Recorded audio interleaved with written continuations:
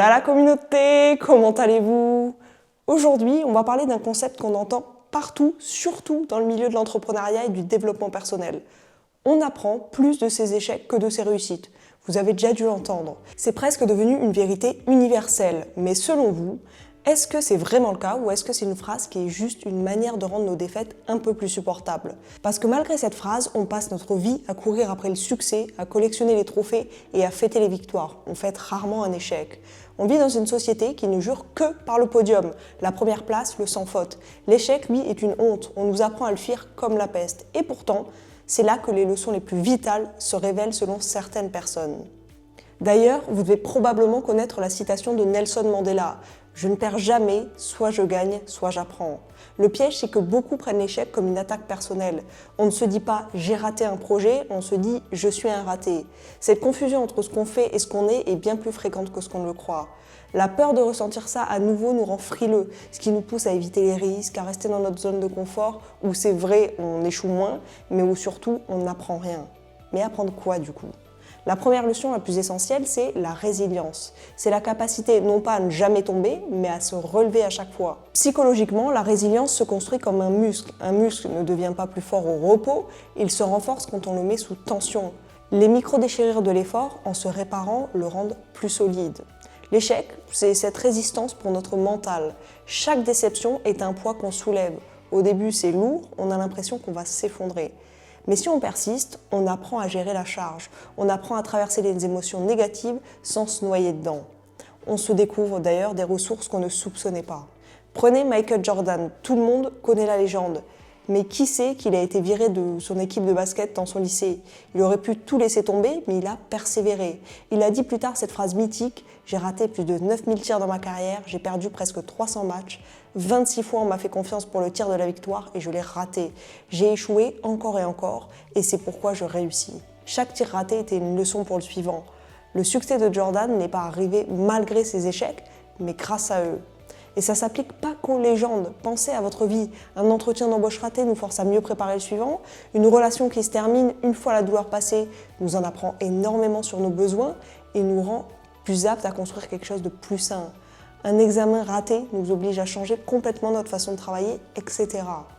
La deuxième leçon est plus subtile, la lucidité. L'échec est un miroir qui ne triche pas. Quand c'est réussi, c'est difficile de savoir exactement pourquoi. Le talent, la chance, le timing, souvent c'est un cocktail de tout ça. Le succès nous encourage à répéter une formule sans vraiment la comprendre. C'est le piège. L'échec, lui, nous impose une introspection radicale. Il nous pose des questions qui piquent clairement. As-tu vraiment assez bossé? Est-ce que ta stratégie, elle était bonne? Est-ce que tu as ignoré les signaux d'alerte? C'est très inconfortable parce que ça nous met face à nos limites. La tentation, c'est de blâmer les autres, le marché, la météo, mais le vrai apprentissage commence quand on accepte de regarder sa part de responsabilité en vrai. L'histoire de Steve Jobs illustre parfaitement ça. Au début de sa carrière chez Apple, c'était un génie, mais aussi un manager décrit comme tyrannique et arrogant. Son succès l'avait changé, et pas pour le meilleur, vous l'aurez compris. Et puis en 1985, il est viré de sa propre boîte. Un échec public et humiliant. Il a dit plus tard que c'était dévastateur, mais aussi la meilleure chose qui pouvait lui arriver. Pourquoi?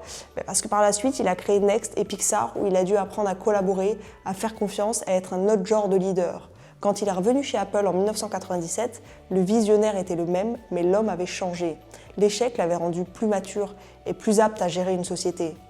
Je vous propose une pause boisson avant la troisième leçon, parce que celle-là, j'ai hâte de la déguster, je ne vais pas vous le cacher. Aujourd'hui, Collagen Water. Coco, pourquoi à chaque fois que je déguste une boisson, j'ai envie de donner des accents, je ne sais pas. Collagen Water Coco Kiwi. Écoutez, se sentir beau et bien dans son corps n'a jamais été aussi facile et délicieux grâce à nos Collagen Water. Ok, bon c'est parti. Coco Kiwi, j'avoue Coco, j'ai un peu... J'arrive pas à l'ouvrir les gars.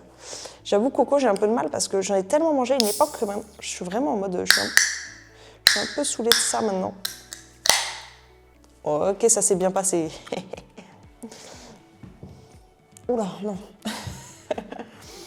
Ne partons pas négatif, mais l'odeur est assez étrange. Bon, c'est de l'eau, hein. Couleur eau un peu jaune, eau un peu... mais eau quand même. Ok, ça sent fond... C'est très subtil, mais ça sent kiwi surtout. Ouais, et un peu coco. Ouais, un peu coco en arrière. Mais honnêtement, j'aurais trouvé que kiwi, je pense, si j'avais pas su, mais bon, peu importe.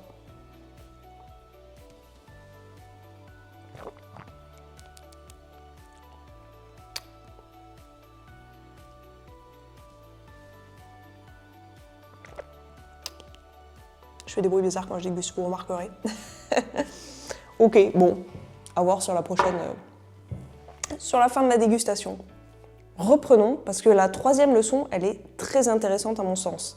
L'échec rend créatif. Oui, oui, le succès nous encourage à optimiser ce qui marche déjà, il nous fait rester dans le même couloir. L'échec, lui, fait tout le contraire. Quand la porte d'entrée est verrouillée, on est bien obligé de chercher une fenêtre, une trappe, ou se mettre à creuser un tunnel. Quand on n'a plus rien à perdre, on devient audacieux. Quand les plans A, B et C ont échoué, on commence à penser aux plans X, Y et Z, ceux qu'on n'aurait jamais osé imaginer. Donner des ressources illimitées à quelqu'un, il prendra le chemin le plus évident.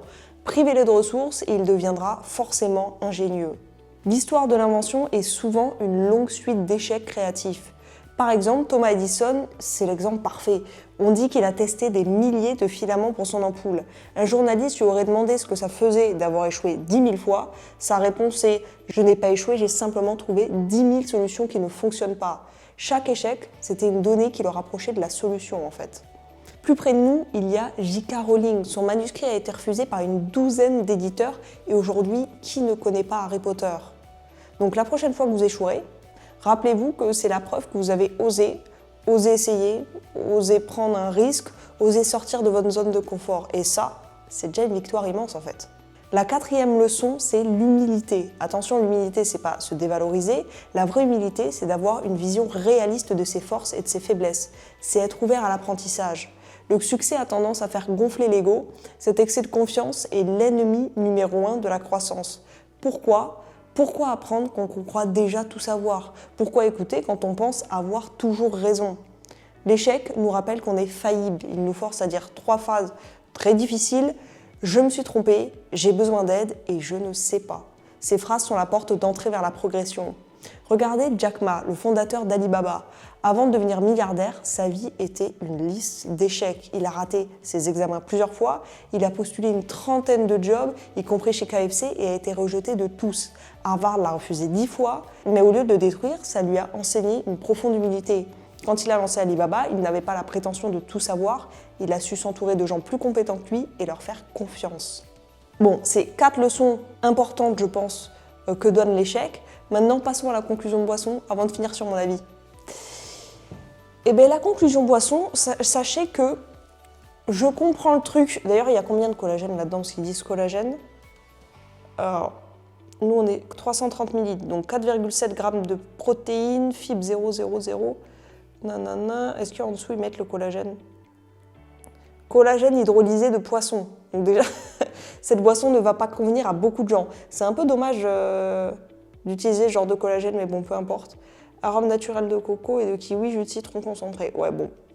Je vous avoue, il y a 1,5% de collagène.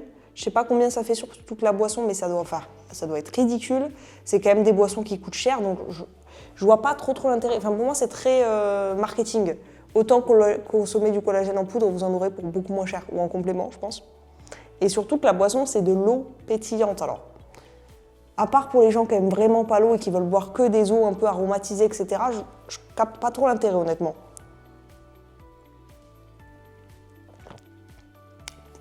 Pour moi, c'est pas très bon. En plus, l'aromatisation, elle est très très loin. C'est loin derrière l'eau. Donc en fait, ça a surtout goût d'eau. Avec un micro fond de kiwi, la coco, c'est pas énorme. Je suis pas fan. Honnêtement, je suis pas fan. Je mettrais un bon... allez, on va pas être horrible. Soyons raisonnables. 4 sur 10. Ça, c'est pas horrible pour moi. Franchement, ça va. C'est en dessous de la moyenne, je peux pas mettre la moyenne. Je suis pas fan. Mais bon, après, écoutez, si quelqu'un a déjà goûté, n'hésitez pas à me dire en commentaire votre avis sur la boisson. Bon, bref, reprenons. Mon avis, c'est que finalement, l'échec n'existe vraiment que quand on décide d'en rester là, je pense. Parce que selon moi, la vraie question n'est pas de savoir si on a réussi ou échoué, mais si on a su tirer quelque chose de ce qu'on a vécu. Savoir faire un vrai bilan, écouter les retours, regarder les indicateurs et surtout être capable de se remettre en question. C'est là que tout se joue pour moi. Mais nos erreurs nous montrent surtout ce qu'il ne faut pas faire, pas forcément ce qu'il faut faire. Elles nous évitent de répéter les mêmes fautes, certes, mais elles ne suffisent pas à créer la recette du succès. L'échec n'est donc pas un professeur automatique, c'est un professeur exigeant, mais il ne nous apprendra quelque chose que si on prend le temps de comprendre pourquoi on a échoué. Une réussite peut être aussi instructive finalement, parce qu'on voit ce qui a marché, on peut l'analyser et parfois le reproduire. Pas tout le temps, vous l'aurez compris, mais c'est pas parce que ça a marché une fois que ça devient la vérité. Le danger de la réussite, c'est qu'elle nous incite à répéter la même recette encore et encore, sans voir que le contexte a changé. C'est ce qui fait que beaucoup d'entreprises s'effondrent après un gros succès. Elles arrêtent d'apprendre dès qu'elles gagnent. Alors non, l'échec n'est pas une condition obligatoire à la réussite, mais c'est un accélérateur puissant à condition de savoir le transformer en apprentissage. Et surtout, c'est souvent la seule expérience assez forte qui nous oblige à nous remettre vraiment en question.